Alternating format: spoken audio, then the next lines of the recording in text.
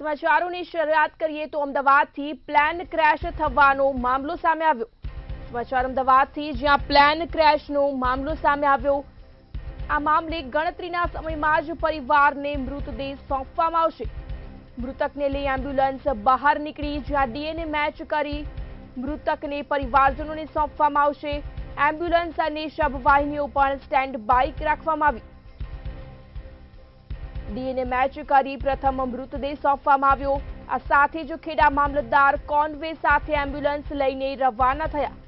દુર્ઘટનાના 2 દિવસ બાદ મૃતદેહને પરિવારજનો સોંપવાનું શરૂ કરવામાં આવ્યું। ડીએનએ મેચ થયા પછી પરિવારજનોને મૃતદેહ સોંપાયો। પરિવારજનોને સ્વજનનો પાર્થિવ દેહ આપવામાં આવ્યો। 230 લોકોના ડીએનએ સેમ્પલ પણ લેવામાં આવ્યા હતા। અમદાવાદમાં થયેલ પ્લેન ક્રેશના મામલે ડીએનએ મેચ કરી પ્રથમ મૃતદેહ સોંપાયો છે। મૃતકને લઈ એમ્બ્યુલન્સ બહાર નીકળી। સંવાદદાતા અનિતા પરમાર લાઈવ જોડાયા છે। જી અનિતા, પ્લેન ક્રેશ થવાના મામલે એક બાદ એક ડીએનએ મેચ કરી મૃતદેહ સોંપવામાં આવી રહ્યા છે। આ મામલે શું કહેશો?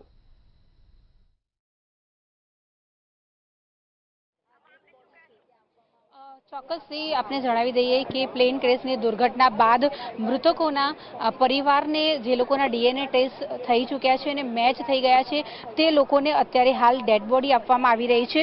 અત્યાર સુધીનું જો ઓફિશિયલ આંકડા વિશે જો વાત કરવામાં આવે તો 9 સેમ્પલ મેચ થયા છે અને ડીએનએ માટે આ સેમ્પલ જે લેવામાં આવ્યા હતા એમાંથી 9 જેટલા સેમ્પલ મેચ થયા છે। એ આજે પહેલી ડેડ બોડી જેમને આપવામાં આવી તેમનું નામ છે પૂર્ણિમાબેન અને તેમની ડેડ બોડી જે છે તે ખેડા જિલ્લામાં મોકલી આપવામાં આવી છે।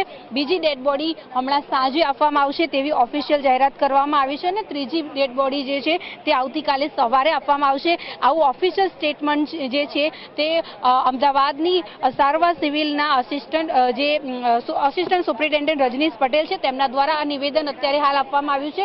ત્યારે અત્યારે હાલ જો તમને વાત કરવામાં આવે તો જે નવું પોસ્ટમોર્ટમ બિલ્ડિંગ જે છે ત્યાં ગાડી એક બાદ એક જે લોકોના ડીએનએ ચેક થઈ ગયા હોય, મેચ થઈ ગયા હોય તે લોકોના પરિવારોના લોકોને ટેલિફોનિક જાણ કરવામાં આવી રહી છે ને ત્યારબાદ તે લોકોની મૃતકોની જે ડેડ બોડી જે છે તે પરિવારને સોંપવાની કામગીરી જે છે તે શરૂ થઈ ચૂકી છે।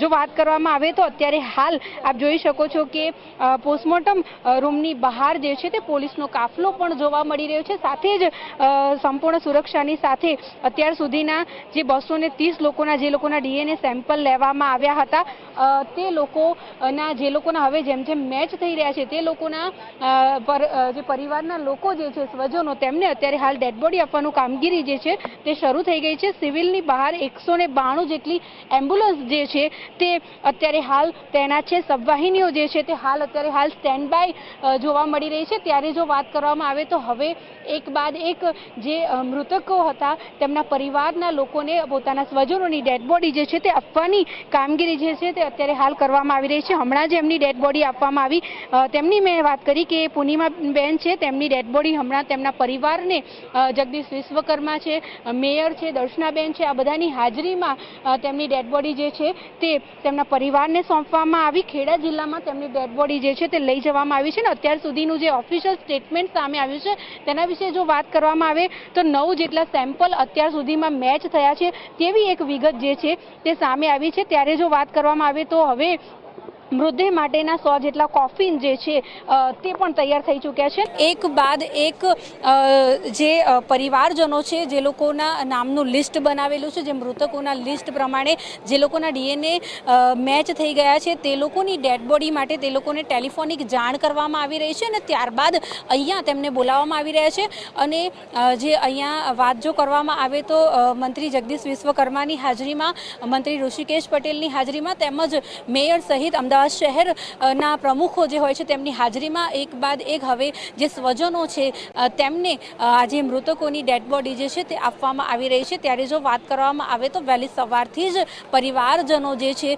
તે આની રાહ જોઈ રહ્યા હતા કારણ કે 2 દિવસની આ ઘટના છે ને આ ઘટનાને થયે હવે 2 દિવસ પૂરા થશે ત્યારે પરિવારજનો જે છે તે અત્યારે હાલ શોકના માહોલમાં છે। ત્યારે પોતાનું જે પરિજન છે તેની જે ડેડ બોડી જે છે તે મેળવવા માટે થઈને પણ તેમને 2 દિવસનો સમય લાગી રહ્યો છે, કારણ કે આ ઘટના એટલી કરુણ હતી, જેમાં પ્લેન ક્રેશ થયું ત્યારે જેટલા પણ યાત્રીઓ આની અંદર સવાર હતા આ તમામ લોકો જે છે તે આગની અંદર ભળતું થઈ ગયા. ત્યારે હવે તે લોકોની ઓળખ કરવી પણ ખૂબ જ કહેવાય છે કે મુશ્કેલીજનક કાર્ય હતું, અને આ કાર્ય જે છે તે સિવિલ તંત્ર અત્યારે હાલ કરી રહ્યું છે.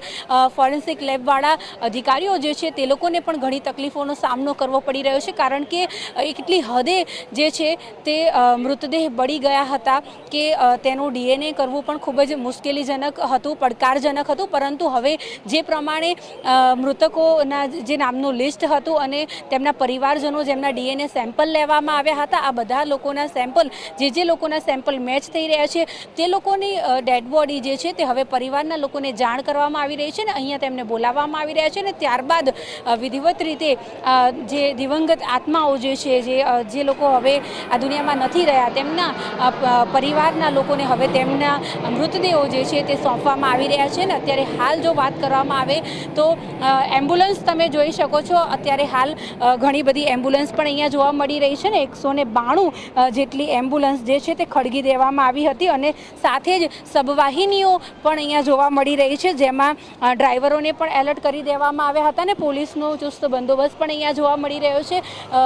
રાજકીય પદાધિકારીઓ છે તે લોકોની હાજરીમાં એક બાદ એક હવે મૃતદેહો જે છે તેમને આપવામાં આવી રહ્યા છે. જો વાત કરવામાં આવે તો અમદાવાદની સિવિલમાં અત્યાર સુધીમાં 230 જેટલા લોકોના DNAના સેમ્પલ લેવામાં આવ્યા હતા, અને જ્યારે 270 જેટલા પોસ્ટમોર્ટમ પણ ગઈકાલ સુધીમાં થઈ ચૂક્યા છે. ત્યારે હવે સ્વજનોની જેમ જેમ ઓળખ થઈ રહી છે તે પ્રમાણે તે લોકોની પુષ્ટિ પહેલાં તો કરવામાં આવી રહી છે, અને ત્યારબાદ અત્યાર સુધીમાં જો વાત કરવામાં આવે તો હમણાં જે પ્રમાણે પહેલી ડેડ બોડી આપવામાં આવી, હવે બીજી એક ડેડ બોડી પણ આપવાની થોડી વાર પછી આપવામાં આવશે.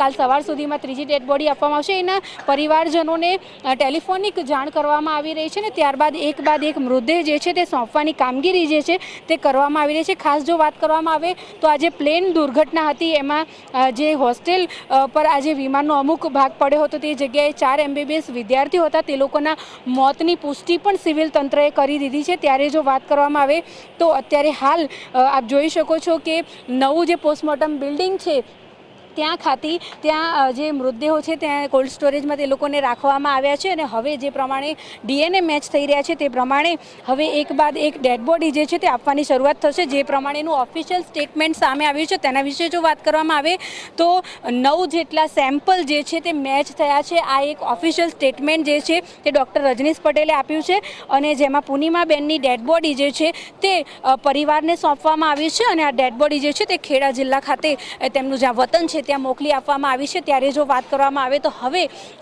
કહેવાય છે કે જે પરિવારજનો હતા તે લોકોની ક્યાંક ને ક્યાંક આજે દરિદ્ર આતુરતા કહી શકાય તેનો અંત આવશે, કારણ કે તેમને તેમના જે પરિજનો ખોયા છે તેમનું ડેડ બોડી હવે તેમને મળવાનું છે. ત્યારે આખું અમદાવાદમાં આજે શોકની લાગણી છે.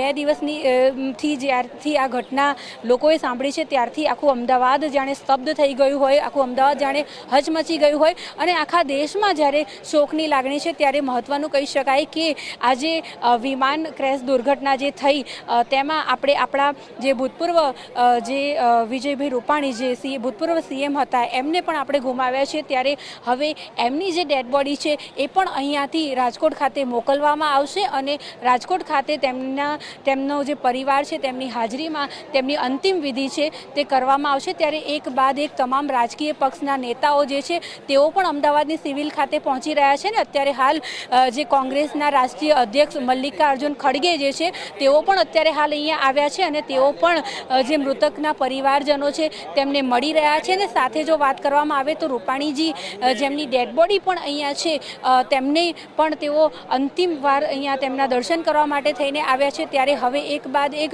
જે લોકોના DNA મેચ થઈ રહ્યા છે તે લોકોને બોલાવવામાં આવી, તેમના પરિવારના લોકોને બોલાવવામાં આવી રહ્યા છે, ને આપ જોઈ રહ્યા છો કે જે પ્રમાણેની હલચલ અહીંયા જોવા મળી રહી છે. હવે એમ્બ્યુલન્સનો જે છે એક બાદ એક એમ્બ્યુલન્સ પણ અહીંયા બોલાવવામાં આવી રહી છે, અને ત્યારબાદ જે લોકોના ડીએનએ સેમ્પલ મેચ થયા હોય તેમના પરિવારના લોકોને ટેલિફોનિક જાણ કરવામાં આવી રહી છે અને ત્યારબાદ તે લોકોને તેમનું જે સ્વજન છે તેની ડેડ બોડી અત્યારે હાલ આપવામાં આવી રહી છે। ત્યારે આપ જોઈ શકો છો કે પોલીસનો કાફલો પણ અહીંયા જોવા મળી રહ્યો છે અને તમામ ઉચ્ચ અધિકારીઓ જે હોય છે તે પણ અત્યારે હાલ અહીંયા હાજર છે। ત્યારે આ નવું પોસ્ટમોર્ટમ બિલ્ડિંગ છે જ્યાં કોલ્ડ સ્ટોરેજ રૂમ આવેલો છે ને જેટલા પણ યાત્રીઓ જે પ્લેનમાં સવાર હતા, જે આ ઘટનામાં જેમના મૃત્યુ થયા છે તેમના તમામના જે મૃતદેહો જે છે તે અહીંયા રાખવામાં આવ્યા છે। અને જે પ્રમાણેની વાત સામે આવી છે કે હવે જેમ જેમ જે સેમ્પલ મેચ થઈ રહ્યા છે ડીએનએના તેમ તેમ હવે